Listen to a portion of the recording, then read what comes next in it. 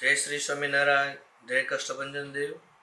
શ્રી કષ્ટભંજન દેવ હનુમાનજી મંદિર સાળંગપુર ધામ વતી હું સ્પષ્ટતા કરું છું.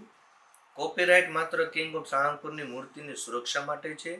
હનુમાનજી તો સૌના છે. છેલ્લા કેટલાક સમયથી સોશિયલ મીડિયામાં એવી ખોટી અફવા ચાલી રહી છે કે સાળંગપુર શ્રી કષ્ટભંજન દેવ હનુમાનજી મંદિરે હનુમાનજીના કોપીરાઇટ્સ કરાવી લીધા છે અને હવે કોઈ ભક્ત સંસ્થાની મંજૂરી વગર નવું મંદિર કે હનુમાનજીનું નામ રાખી શકશે નહીં. મંદિર આ બાબતને તદ્દન ખોટી અને ગેરસમજ ગણાવે છે. વાસ્તવિકતા અને કાયદાકીય પગલાંનું આ કારણ છે.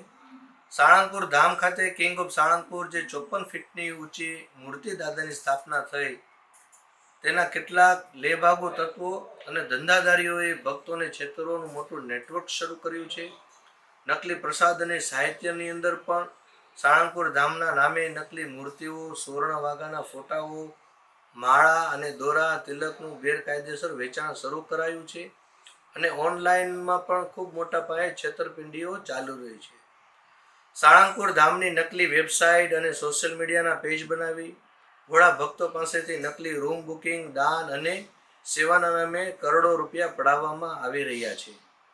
ત્યારે ઘણા ભક્તો ચીનથી નકલી મૂર્તિઓ બનાવી આસ્થા સાથે ખિલવાડ કરીને છેક ચીનથી નકલી મૂર્તિઓ બનાવવાના ઓર્ડર અપાયા, જેમાં પવિત્રતાનો કોઈ અંશ નહોતો.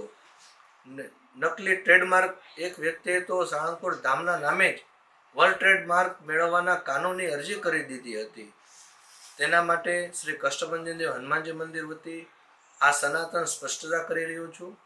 આવી મોટી છેતરપિંડી અને આર્થિક લૂંટ ભોળા ભક્તોને બચાવવા માટે જ કાનૂની નિષ્ણાંતોની સલાહથી માત્ર સાળંગપુર ધામ સ્થિત કિંગ ઓફ સાળંગપુરની શ્રી વિશિષ્ટ મૂર્તિ, તેના સુવર્ણ વાઘા અને સંસ્થાના લોગો, તેના જ અમે કોપીરાઇટ અને ટ્રેડમાર્ક લેવામાં આવ્યા છે.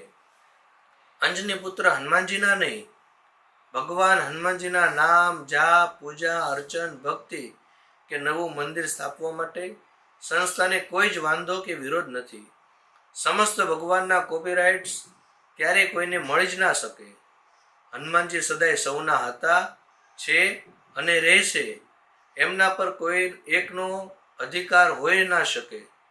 જેમને પણ આ બાબતે શંકા હોય તેઓને હવે આ સાચી હકીકત સમજાઈ ગઈ હશે અને સર્વે સંતો, મહંતો, બ્રહ્મ સમાજ અને કોટી કોટી ભક્તો આ સત્યને સ્વીકારીને ગેરસમજોને દરગુજર કરે તેવી નમ્ર પ્રાર્થના અને કરોડો ભક્તોને આસ્થારૂપ ધર્મસ્થાનને કેન્દ્રમાં રાખીને કોઈ પણ પ્રકારનું રાજકારણ ન થાય એ આપણા સનાતનની એકતા માટે ખૂબ જરૂરી છે.